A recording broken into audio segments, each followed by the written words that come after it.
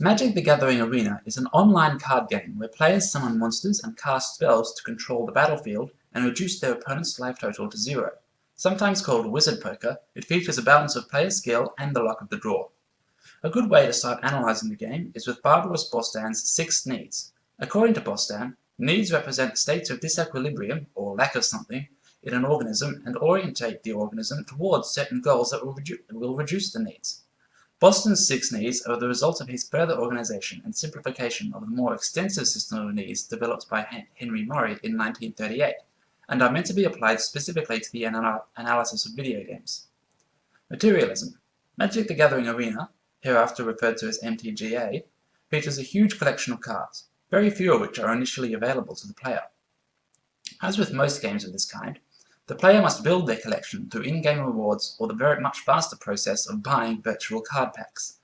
A more extensive collection will have better cards and a wider range of potential decks to build. This growing investment in the game satisfies the need for materialism. Power.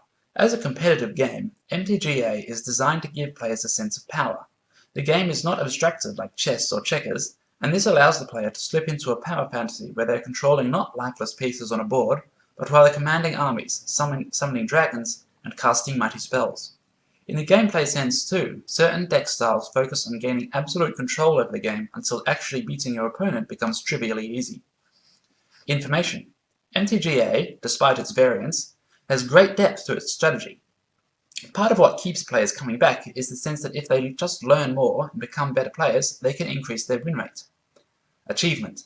As a competitive game, this is the primary need that MtGA satisfies, and it is this last need that makes the game so uniquely compelling to me, because its creative yet still competitive aspect of deck building allows me to satisfy the need for achievements in a way that other competitive games cannot. To explain how the deck building aspect separates MTG and its ilk from other competitive games, it is first necessary to understand Lacan's theory of the other. Lacan's theory of the other, and the process of othering that produces it, states that our concept of ourselves as distinct individuals is not innate, but instead built out of contextual differences. Our sense of self is born out of conscious and unconscious decisions about what we are not. Othering is integral to the game's appeal for me. After a new set is released, the player base experiments with different cards and combinations to find good deck archetypes. After a while, a metagame develops, filled with known decks. Some people play the deck with the highest win rate, while others play less effective decks that better suit their preferred playstyle. In order to enjoy the game at all, I must be playing a deck that I built myself, that does not resemble any known quantity, usually using cards and combination of cards that others aren't. This lets me feel a sense of ownership over my creation, and is what makes victory and defeat so sweet and bitter respectively. My enjoyment is dependent on feeling distinct from that which I perceive as uncreative and homogeneous. We've seen how MtGA possesses a unique appeal to me, but we have yet to examine why that appeal translates into compulsive, almost addictive patterns of play. For that, we turn to Freud's theories of the id and the ego.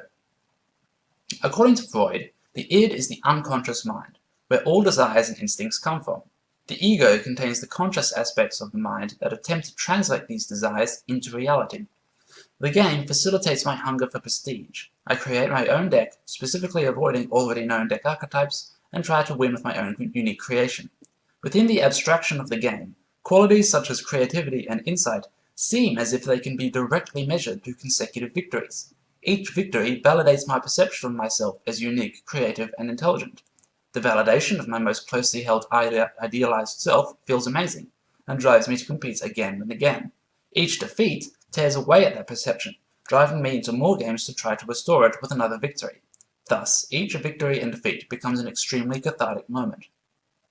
But all achievement in MTG is ultimately meaningless. Achieving high ranks isn't really prestigious because no one but you knows that you've done it.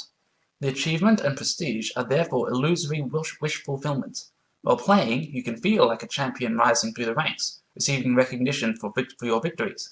But in fact, you may as well be playing solitaire on a desert island. While this explains why I start playing, it doesn't explain why I don't stop.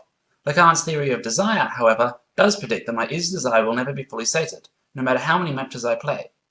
Because Lacan's theory of desire simply states that we can never fulfill our desires, because the moment we reach them, they cease to be desires and lose their crucial motivating aspect. A desire that consistently motivates must be one that can never be reached.